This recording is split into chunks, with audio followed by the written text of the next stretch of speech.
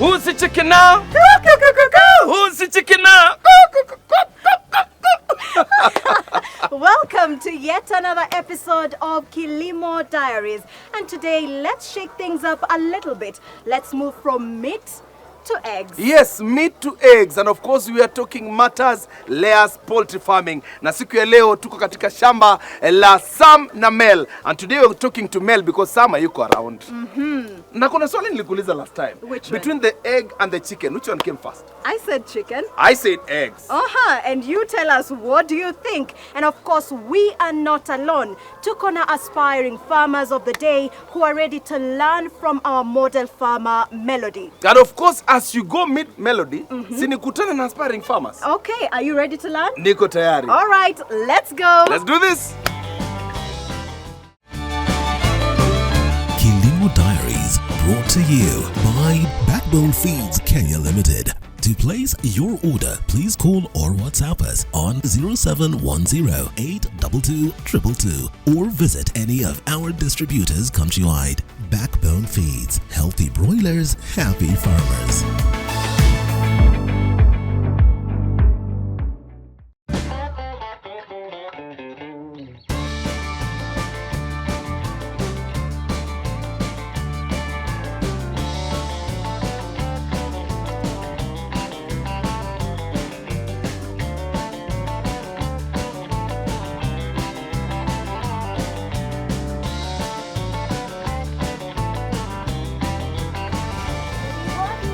Hello. Hi, Sheila. How are you doing? I'm well. Karibu to Sam Mel Farm. Thank you so much. And Nona, you're so busy picking eggs. Is it time already? Yes, I ndio masaa ya kuokota mayai. Why did you decide to join, poultry farming, and what motivated you to start, especially now layers? We have friends and family who are already into poultry farming.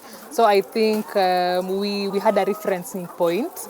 And also seeing how much they've grown and knowing that you can never go wrong with in agriculture, in the field of agriculture. It was a motivating point and a motivating factor to also start our own. And how many birds do we have today on this farm? Okay, we have around 1,200 birds.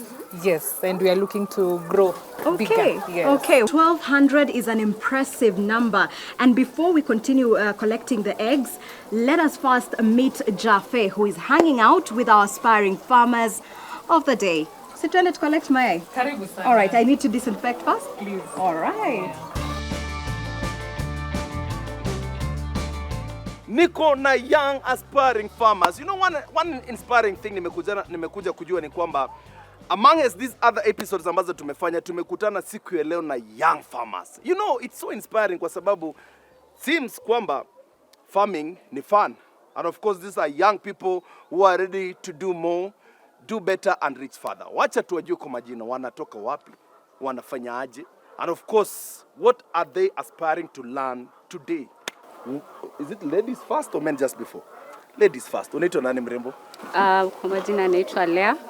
Nafanyia farming Thika. Oh, Thika? Yes. Uko na kuku wangapi so far? Niko na kuku 500. 500? Yeah. Uko tayari kujifunza leo? Yes. What umekuja leo kuchukua nini nyumbani? Nimekuja kuongeza maarifa. Ndio in the future pia kama nataka kuongeza kuku, nijue where to start. Beautiful. Yeah. Na unaitwa nani mrembo? Jina langu ni Sally. Mimi sina kuku. Hauna kuku Sally? Sina kuku kabisa. Why are you here Sally? Okay, nimekuja hapa kujifunza about poultry farming. Juu ni kitu ambao mimi nimetamani sana kufanya. So I'm here to gain the experience. At least nijue before nianze nisi make mistakes zozote. Wow. Yeah. Amazing. I love it. Napenda hiyo. Na unaitwa nani bro? Kwa majina naitwa Morgan Gishoni. Nafanya farming pande ya Kiambu. Na nimekuja hapa pia kuongeza maarifa kwa sababu ninataka kuventure into poultry farming. Na unaitwa nani bro? Kwa majina naitwa Collins Nyamwea. Nafanya farming kwa Rwai. I have about 60 chickens. 60? Yeah. Okay. Zangu tu ziko free roaming, nisikuwe na no mayai na nikitaka kuchinja moja na chinja. Sasa wewe unaanza kukula stock bro. Unakula stock. Si ya biashara ni yangu. So now leo nataka ujifunze on how we're going to commercialize it. Yeah. But la ukule peke yake ya consumption, how do we commercialize it and make money out of it? Kabisa. All the best my brother. I'm inspired. Naitwa Alex. Nafanya farming huko Mlolongo. I have around 100 chicken. Yeah. Na leo nataka kujifunza nini kwa hii farm ya Sam na Melody? Sana sana nataka kujua mambo ya feeding, scheduling ya feeding, and then nijue the best feeds. Yeah, and na mambo ya vaccination. Beautiful. Wako tayari kujifunza? Mimi swali langu tu ni rahisi sana. Leo tunakula kuku au mayai?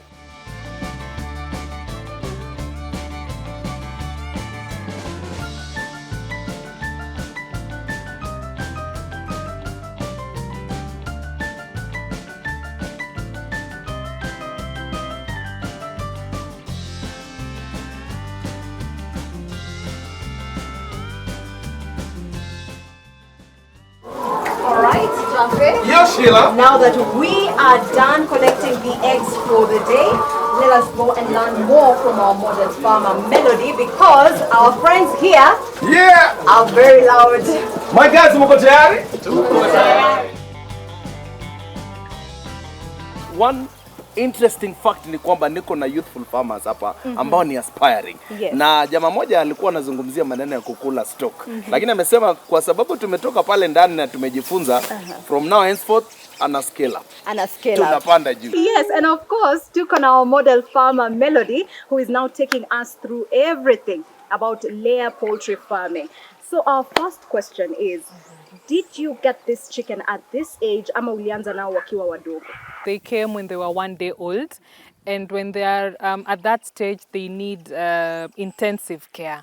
So from feeding to warmth, since they do not have feathers that would help them generate for themselves warmth, to the supplements that they need, etc. For warmth, we use these 3 types of GOtv, but this is a bulb. This one uses electricity, but it consumes a lot of electricity. And then we have this GOtv, the one made of clay, and this one, the metallic one. So both of them use makaa, but I have to insist that it's not the normal type of makaa. The briquettes, the ones made out of clay. Yes, and we use that specific one to avoid a build-up of carbon monoxide.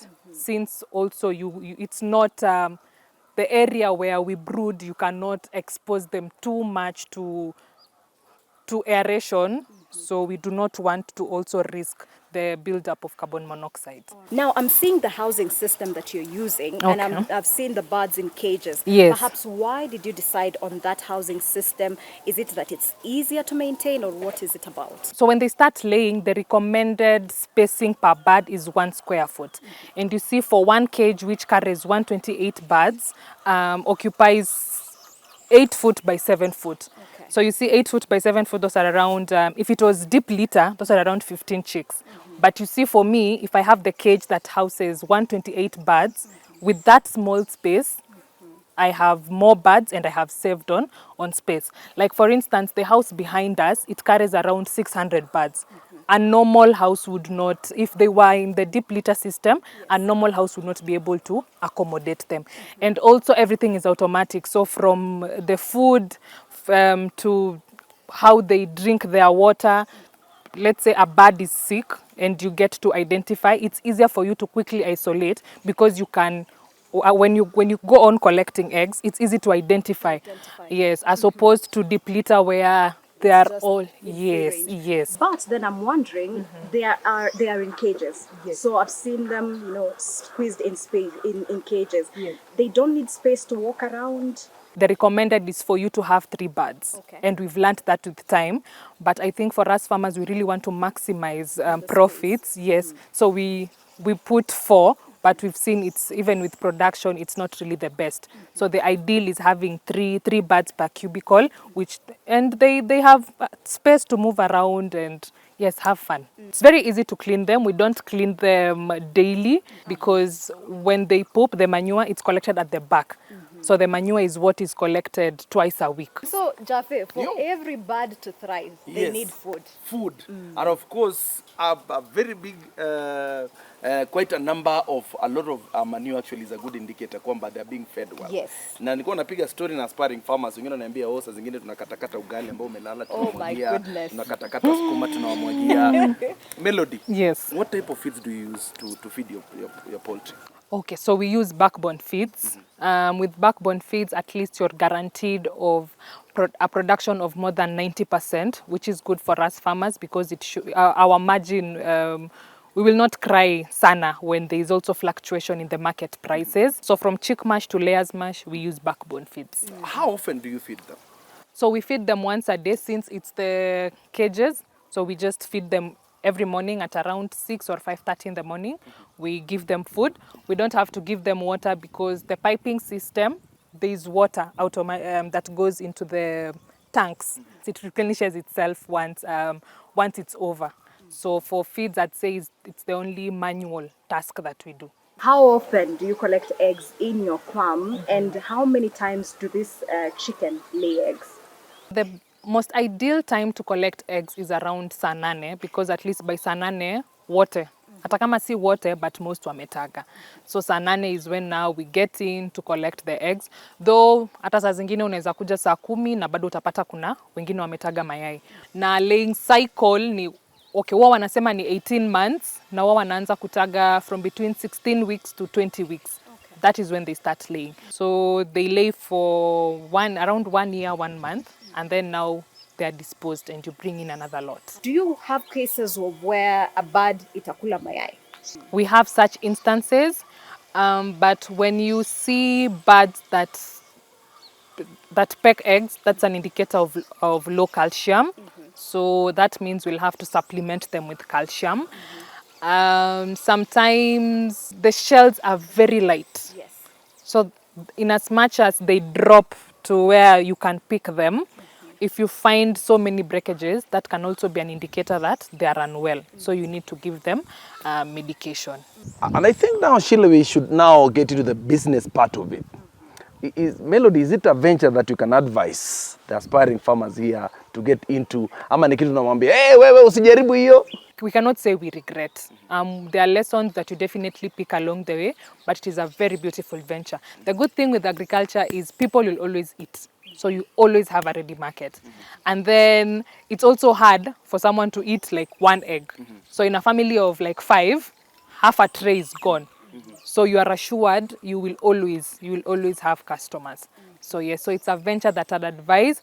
Don't feel pressured with the cages. You can start with a deep litter. People always start from somewhere. And again, we're not the same depending on the financial muscle power that you have. You just start and everything will fall into place. You've talked about market ama consumers ambao unawapelekea wapi? Do they come here wanunue hapa ama you take it to them? Where's your target market? So for us, we prefer selling to the retailers. And they are also, for bulk buyers, the ones who take 100 trays, they usually come for them from the farm. Ndo nisikuwe na uoga kama aspiring farmer. Nataka tu nitie motisha ama unitie moyo kabisa. How is the market? You can never meet the demand in the market. I remember there was one guy from Isili who wanted 700 trays delivered within 2 days. Oh, wow. So you can imagine, amezunguka wangapi? Amezunguka mara ngapi? Ameulizia watu wangapi? Ndo na nataka 700 trays. Hata anakushukishia basi sinipate 300. Hata uwezi nipea 200. You could feel ama sense how desperate this person is. So there is always market. Usiwai uzuri wa chakula watu watakula. Wow. Uzuri wa chakula watu watafanya nini? Watakula. Niko na jamangu hapa wa kukula. Amesema leo ameokoka. Tumemwombea, amesema kuanzia leo ameacha kula stock. Kwa sauti bro na confidence sasa. Uko na swali kwa Melody? Yeah, niko nayo. So mimi wangu ni free range. So sijui about their feeds, sijui wanakula what quantity na wafungulia wanaenda kujitafutia. So unajuaje exactly the quantity utapatia wako na the quality of feed unawapatia? Our free range ni kienyeji. Feeding ya kienyeji na feeding ya layers ni different. Kienyeji unaweza wapea ugali melala, unaweza wapea githeri. Hawa uwezi kwa hawa uwezi fanya hiyo makosa. kwa hawa, alafu pia kuna kile kiasi chenye wataalamu wame recommend uwape. Juu ukiwapea zaidi watakuwa na mafuta mengi kwa mwili na hawatataga, so itakuwa pia hasara kwako. Juu chakula cha kuku si bei rahisi. So kuna pia hizo guidelines zenye utapewa, kama hawa per bird wanastahili kula 0.11 kg. Na wakiwa wadogo si wenye walikuwa wanakula. So ni zinavari. Free range na hawa layers ni different. All right. Yes. Tumejifunza mengi Jaffe. And we have gotten a lot of insight from our model farmer Melody, who has taken us through layer poultry farming. But first, we go on a short commercial break. When we will be back, we will have the expert of the day. Do not go too far. Keep it TV 47.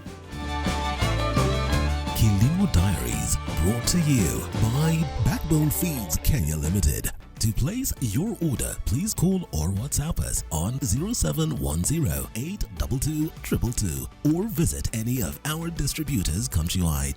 Backbone Feeds, healthy broilers, happy farmers.